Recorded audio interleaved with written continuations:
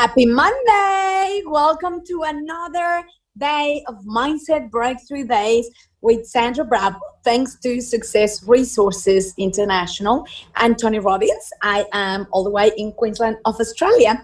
Today, believe it or not, is my last day of our road trip adventure with myself, my girls, and our puppy Chloe. If you've been following us, we have been driving around in a motorhome all over Queensland.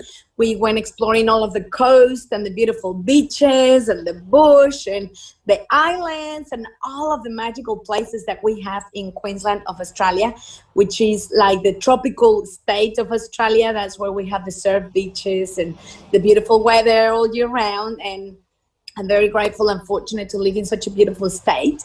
And so because it was the school holidays and we weren't allowed to leave the state because of the COVID restrictions and no one else from outside the state can come into our state, we decided to hire a motorhome, which I had never driven one in my life before.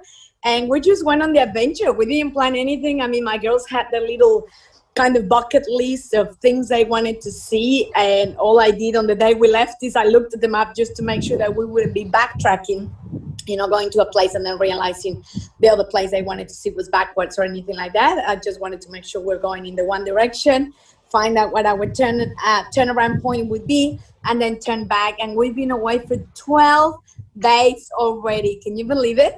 It's been absolutely amazing. And we've been very lucky because we didn't pre-book anything because we didn't know where we were going. We didn't know what places we're going to love the most or which places we're going to meet people that are going to say, go and visit this, go and visit that. So we didn't pre-book.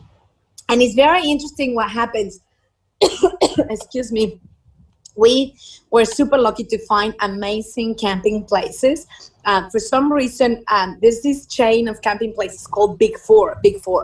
And that is like the highest standard of the camping places to go to. And they don't take in hippies or people that are, young people that are traveling for festivals and things like that.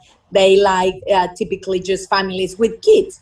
And then for some reason, they save the best spots for people with motorhomes. I don't know why they prefer motorhomes. They don't like people with tents or camper vans, or I don't know. I guess it's because we're low maintenance. All we need to do is plug into electricity and water, and we're self-contained. We have everything we need. We have a kitchen. We have a full bathroom with a shower.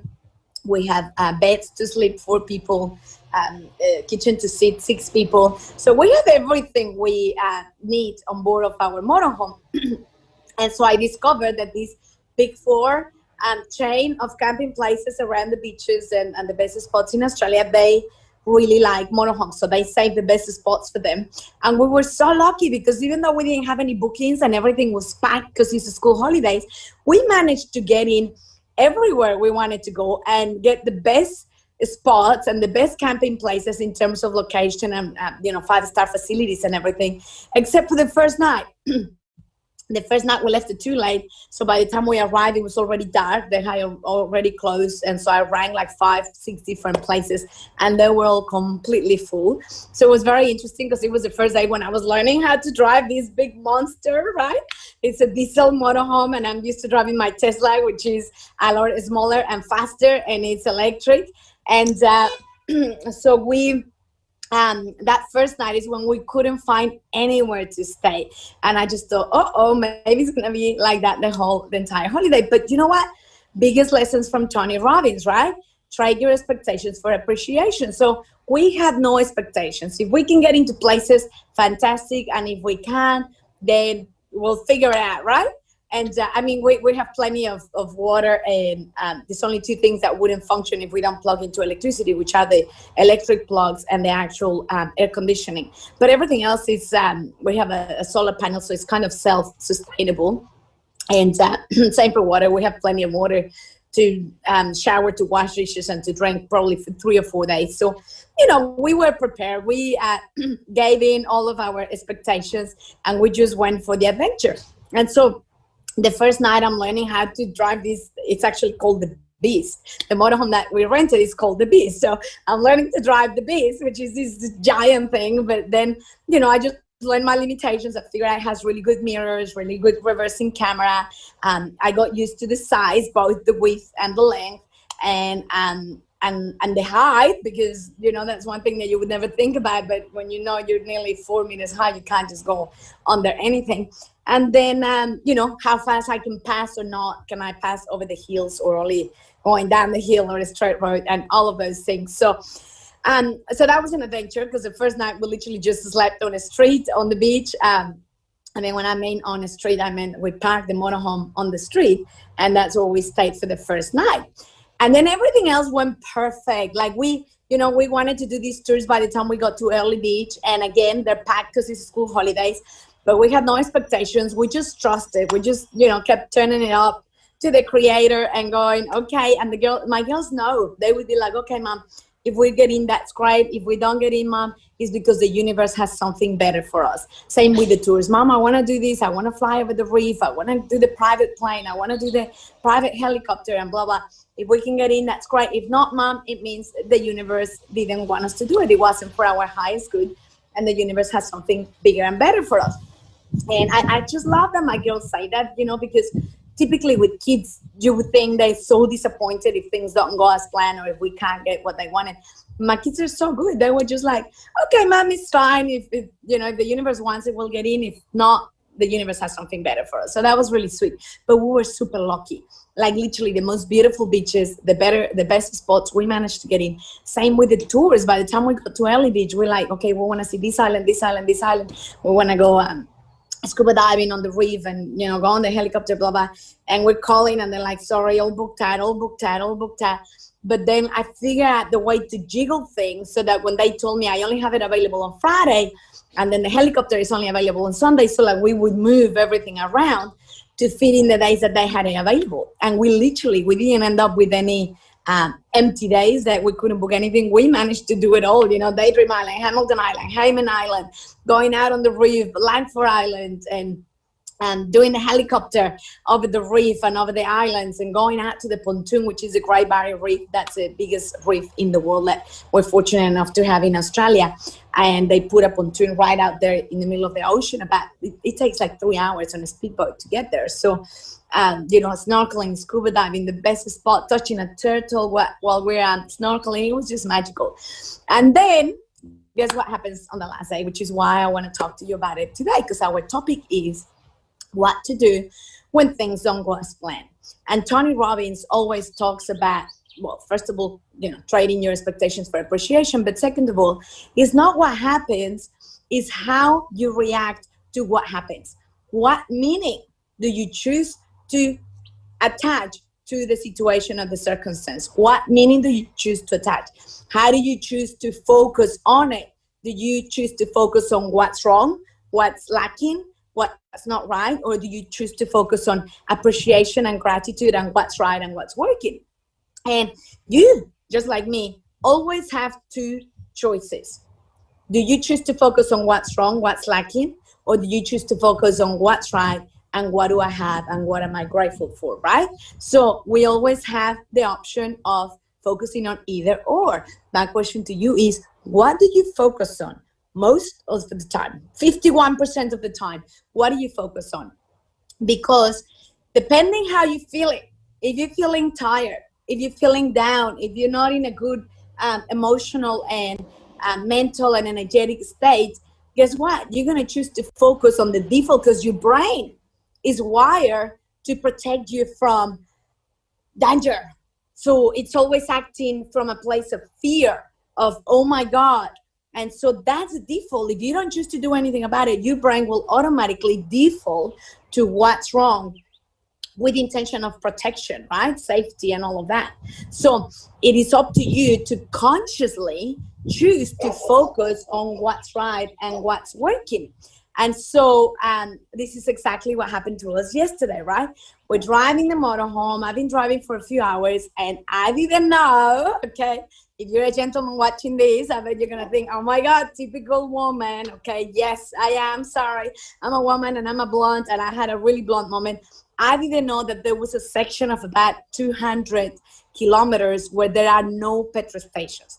Now, remember, at home I drive a Tesla, so I'm not familiar with petrol stations anymore or where they are or how long I can go without petrol or diesel because Tesla is electric, so I'm only familiar as to where the Tesla charges are, right? Or how long do I need, how much battery do I need to get home to charge my car?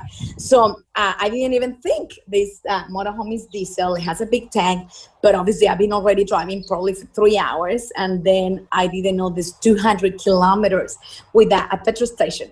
So all of a sudden I'm looking, and it's like I have 3 bars of my diesel. And I'm thinking, well, that should be fine. But then, you know, I keep driving and driving, and I don't see any petrol stations. Then I see 2 bars. I keep driving and driving, no petrol stations. I see 1 bar. I keep driving and driving. I see no petrol stations. So at this stage, I'm looking on my Google Maps, where is the closest petrol station? And it's telling me it's still 45 minutes away. And at this stage, I have 0 bars. The yellow light is flashing, saying you need petrol urgently, or diesel in this case, and it says 0, and the 0 keeps flashing at me, and the symbol of the diesel or petrol keeps flashing at me. So I'm like, oh my God, how long? I know, again, in my car in Tesla, I know how long I can go once it says I have 0 battery. It still gives me another 45 to 60 kilometers, which is about another hour of driving. So I'm just hoping that this motorhome is the same, and it will give me another hour of driving when it already says 0 diesel, right? And so I keep driving, and I'm hoping that I'm gonna have another 45 minutes to an hour. In a moment, the girls will tell you their experience. And but sure enough, it gets to the point where I am just, the thing turns off, starts slowing down, starts to reduce the speed, and I'm like, oh my God. And I'm only 10 minutes away from the petrol station. It's like, please, you can make it. No chance. So it starts to stop, and the worst thing is, I'm in the middle of the highway, and because remember, we're in tropical Queensland, so I'm not in the middle of the big cities, right? I'm driving through the mountains and the forest and the coast and all of these. So there is a single line highway, so only one way for that direction, one way for this direction. And on the side, there are cliffs and there are beaches. So I don't even have any space to pull off the freeway, to pull over. Because there's no room. Like if you pull over, you literally fall off the cliff. So thank God I had a very patient driver behind me that didn't mind. I just put my hazard lights, and I just kept going for as long as the motorhome could keep going until it completely fully stopped, because it started to go from 100 kilometers, 80, 60, right? So, and all I'm praying is that there's a little safe spot where I can pull over, so that I'm not right in the middle of the highway, stopping all the traffic, which is very dangerous. And so I finally find this little piece of dirt on the side of the road, so I can finally pull over, just so that I can be off the freeway, just so that we can be safe.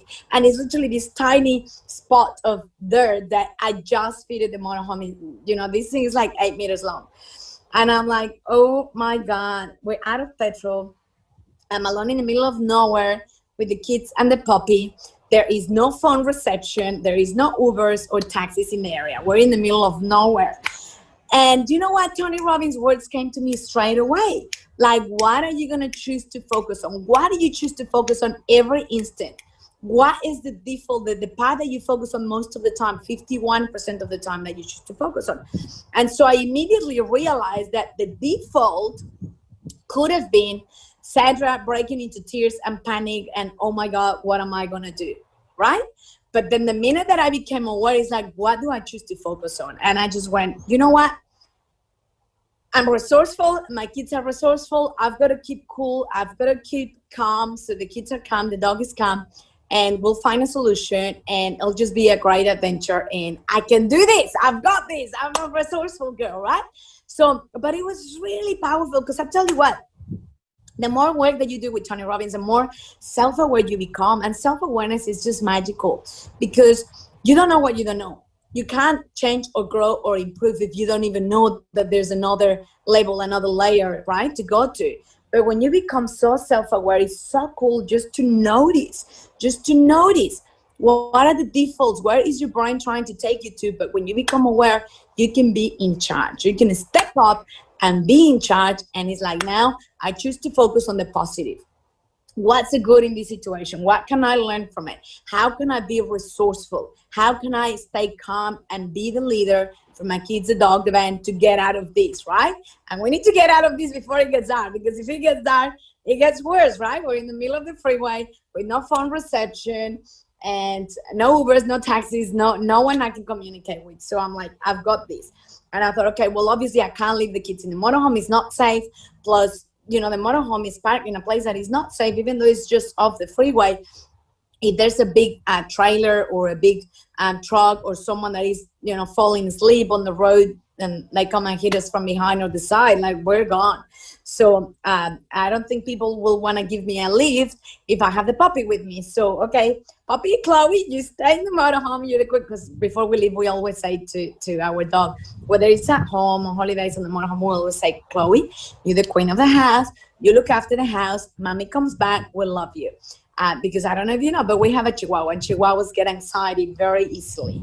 And, you know, when they get anxiety, they get like just crazy. They age faster and they do silly things. So every time we leave the home, if she's not coming with us, we always say, Chloe, you're the queen of the house. You look after the house. Mommy loves you. We come back. Okay. And then she's fine. She knows that we're about to go, and that if we're going to take her, we just say the magic words, let's go. And she just goes crazy. She knows what to do. She knows where her seat is in my car, and, you know, she just gets ready. So I said that to her. I locked up the motorhome, and she stayed there. And I said to my girls, you're coming with me.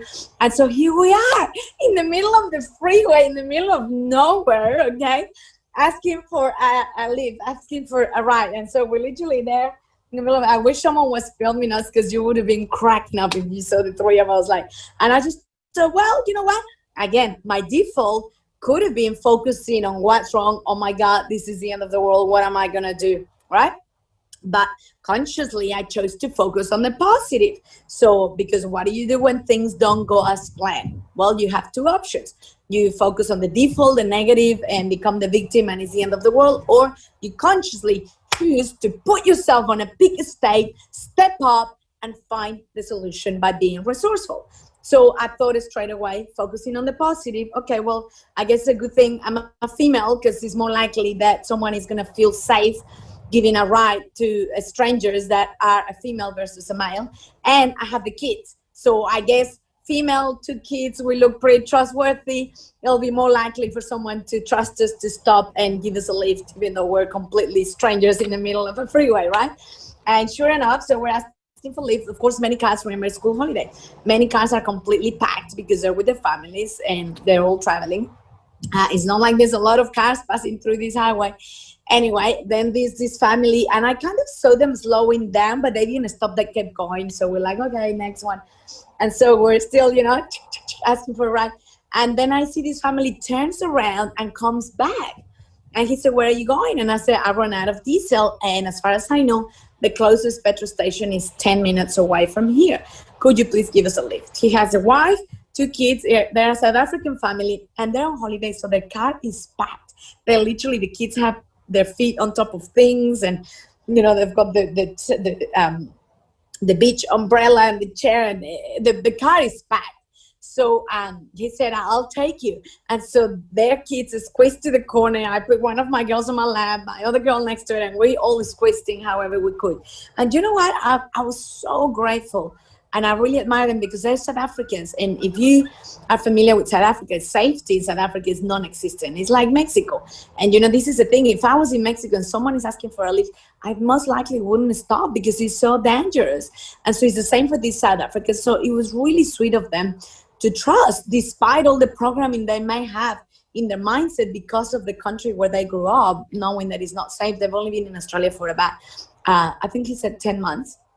And anyway, so I put my timer on the phone, and I said, I'm pretty sure it's 10 minutes. And sure enough, as soon as it was 10 minutes, we can see the petrol station. And he just said, I can't take you back. And I said, no, I understand. And that's perfectly fine. It was huge. I said, you're a lifesaver. You're a guardian angel. Thank you, thank you, thank you so much. And so the girls and I got out of the car all excited and grateful that this family chose to trust us and give us a lift for 10 minutes down the highway. And then I walk into the petrol station and I'm like, please tell me you have diesel, not only petrol. And he's like, yes. And then he said, are you along with the kids, Baba? And I said, yeah, I ran out of diesel. I'm just 10 minutes up the freeway and up the highway. And so he was very kind. He lent me a big jerry can, and it already had a funnel in it. And then I put 20 liters of diesel. 20 liters is heavy to carry. It's 20 liters. So he goes, I'll lend you the jerry can. You come back and drop it off. And I said, yeah, sure.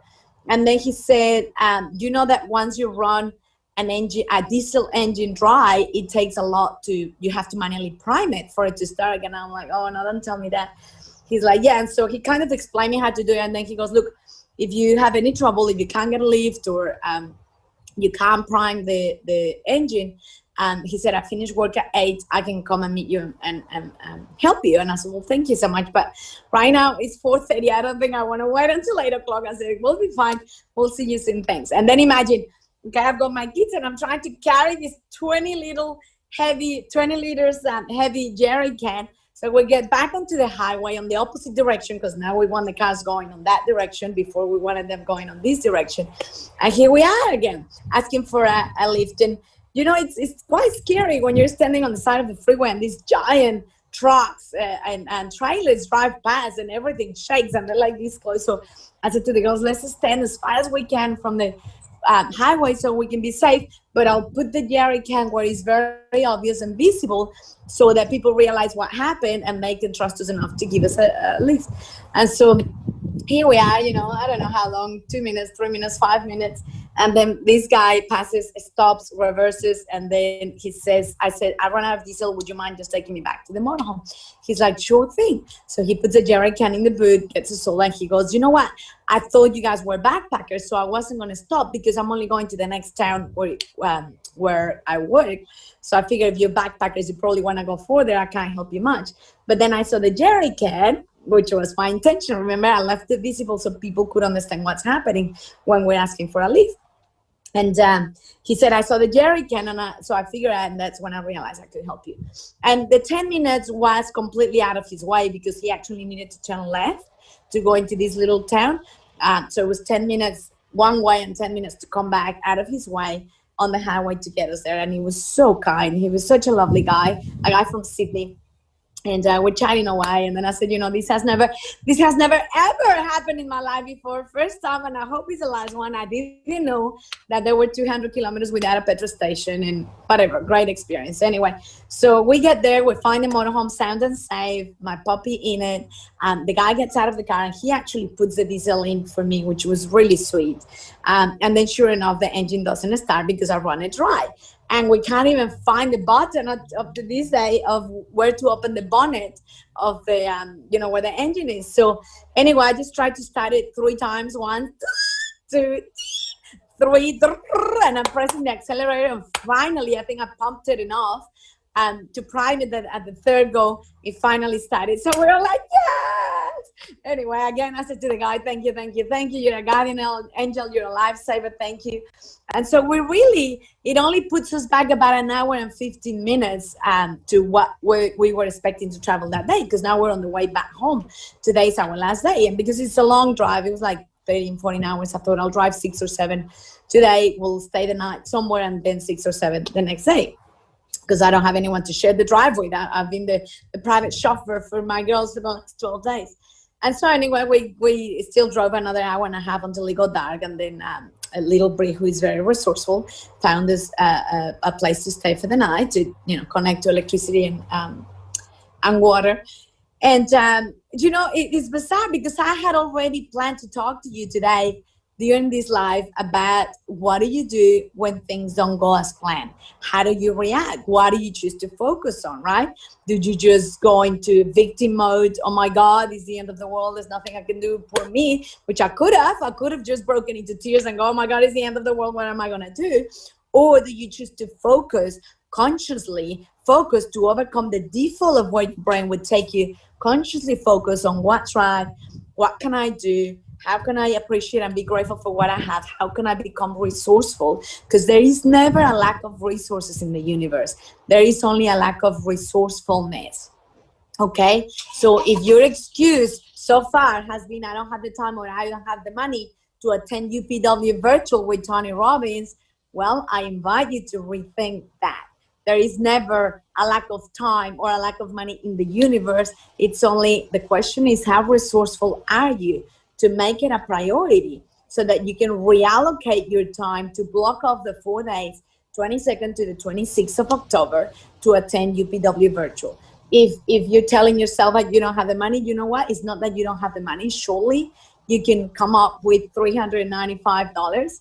You know, what can you sell? Just go around your house and figure out how much crap you have that you've been holding on to, hoarding, that you no longer use, that you no longer need, that you can sell straight away on the marketplace or Gumtree or whatever it is, and or eBay or you know, Facebook, whatever, and come up with the money. So it's never a lack of resources, it's always a lack of resourcefulness. But when you make the decision that this is a priority, that this is important to you, you become resourceful enough to figure out the way.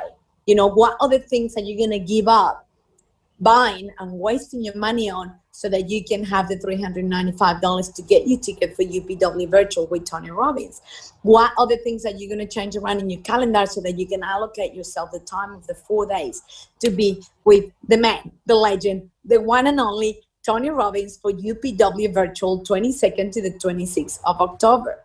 So how do you react when things don't go as planned? How do you put yourself on a peak state to become resourceful, to figure out how to come up with the resources, whatever those resources might be? Time, money, ideas, opportunities, people, whatever the resources. How do you put yourself on a peak state? How do you prime yourself? Well, we've been talking about all this every day. If you haven't watched the previous ones, whatever you're watching this stream today, scroll down to watch the previous days where we've been talking about a peak state and priming yourself in the morning and becoming resourceful, etc., etc. So I hope this is a great message for you, because it's real life. It just happened yesterday, literally. Today is Monday. Well, it's Monday for me in Australia. Hopefully if you're in America or Mexico, it might still be Sunday night. But if you're in Europe, good morning. It's Monday morning. And if you're in Australia or Asia, it's Monday afternoon. So how do you become resourceful? How do you make a priority your own growth, your personal development? You know, are you going to sit with your arms crossed waiting for the pandemic to end? Are you going to sit with your arms crossed feeling like a victim because you lost your job or your business is not going as planned, or, you know, you're having issues with your personal relationships or your health? Or are you going to step up and decide to take action, to focus on what you can do and become resourceful? And I don't know anyone better in the world to help you get there than Tony Robbins himself, who will be holding your hand for 4 full days in the comfort of your home during UPW virtual 22nd to 26th of October. Girls, you want to come and share what your experience was like yesterday? We just had lunch and we are heading back. We should be home in a few more hours. But let's see, I just told you my story. In the meantime, go get your ticket on bringthefreedom.com. You'll find the link below, bringthefreedom.com. Get your ticket. And Bree's going to share with you what was the experience like for her yesterday running out of diesel in the middle of the freeway, and how resourceful she was to get us accommodation for the night. Oh, is that good? Share with us.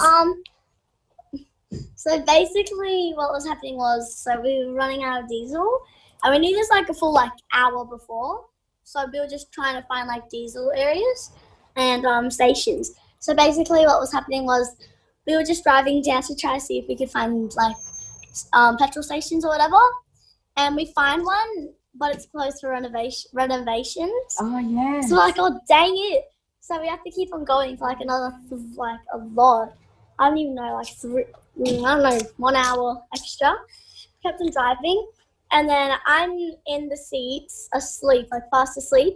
And then I wake up and all I hear is my mom and my sister. Oh! So I was like, what's happening?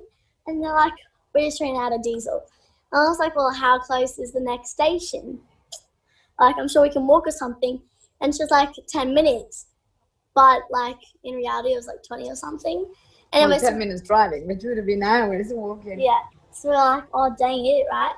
And it's not like we can even walk, because the sides are just roads and then trees and whatever.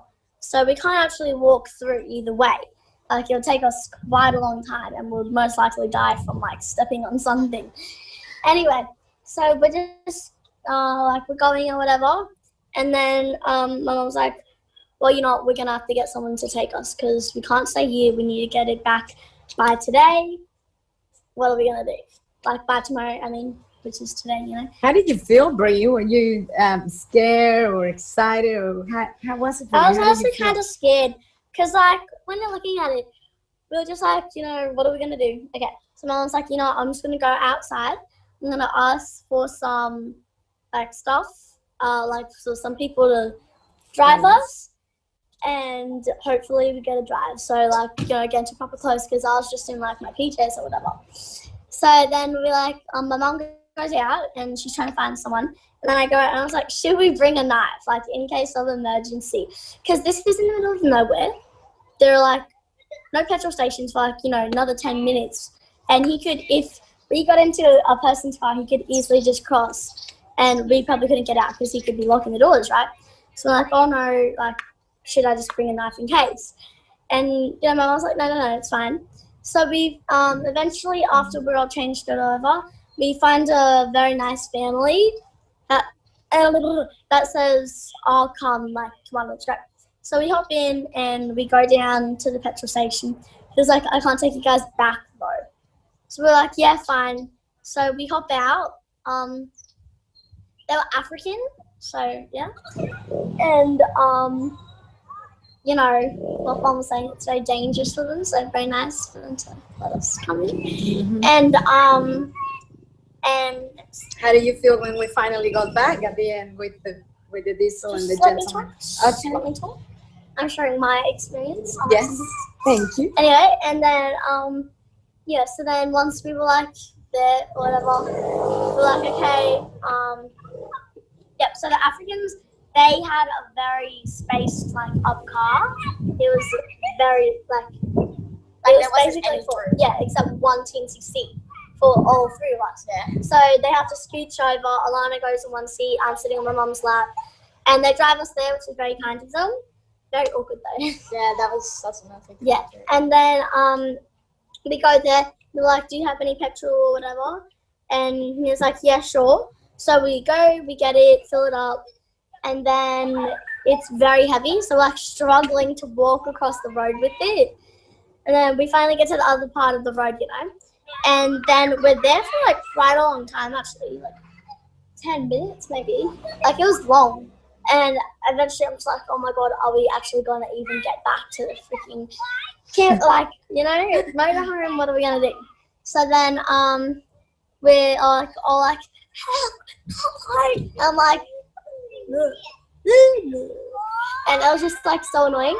And then eventually there's this guy that sees us, and he's like parks over going our way.